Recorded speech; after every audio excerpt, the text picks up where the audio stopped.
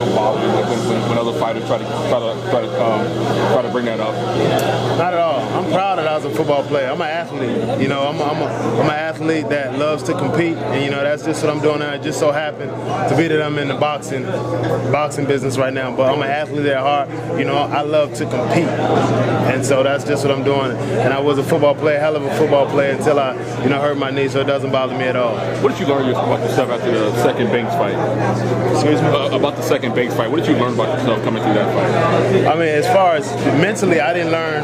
I knew how I would react. I didn't get discouraged. That I lost. I didn't doubt myself. I didn't stop believing in myself. I knew that I was going to, go back to the drawing board.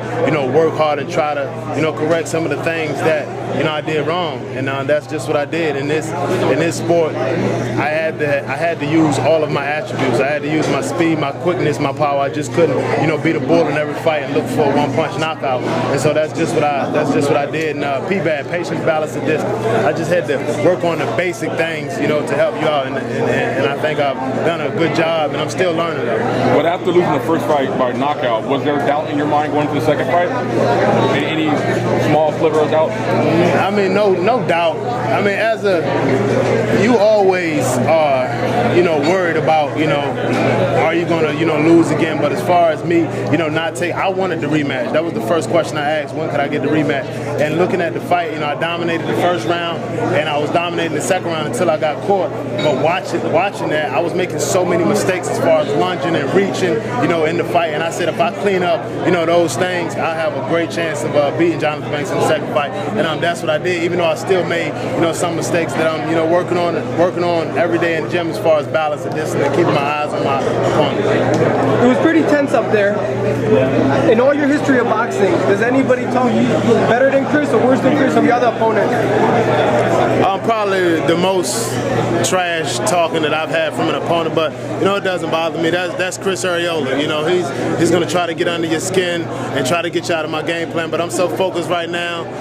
No matter what he did, unless he put his hands on me, would it got a reaction out of me? I'm focused. I'm ready for this fight. Are you surprised that he's kind of talked to you that way? Did you know where he even comes from? All that on the mouth that he kind of disrespecting you? Because he even disrespected you even before you guys were going to fight. He told me Seth is not that great, all this stuff. Where do you think that comes from? Envy, hate, just wanting to be, in the spot that I'm in. I was the up-and-coming American heavyweight fighting on major networks and things. You all know me. If you have anything bad to say about me, I don't talk trash. I don't, down anybody. So it's just envy. It's a part of the business. You can't, befriend everybody. Everybody's not gonna like it. That's just how I take it. How do you see this fight going, Seth? I mean, he's a big puncher. You can hit yourself. How do you see it when you see it stopping early? Do you see like more of a boxing match in here? I don't see the fight going the distance, and I expect to win. So there's your answer. Listen, I was watching you up there. You didn't look amused. You had your game face on. I'm ready to go. I'm very motivated for this fight. I know what's at stake. And I don't underestimate Chris Arreola. He can fight. He can punch. He throws his punches well in combination. But I truly believe I have what it takes to beat him, and that's what I'm going to show Saturday. I have to ask you this: Hay versus Fury. It's a couple weeks from now. Hay. Why? I just think he's going to outbox him. I think his legs is the key to that fight, and he can punch hard. So between now and fight, what's the routine for the next 2 days, 48 hours?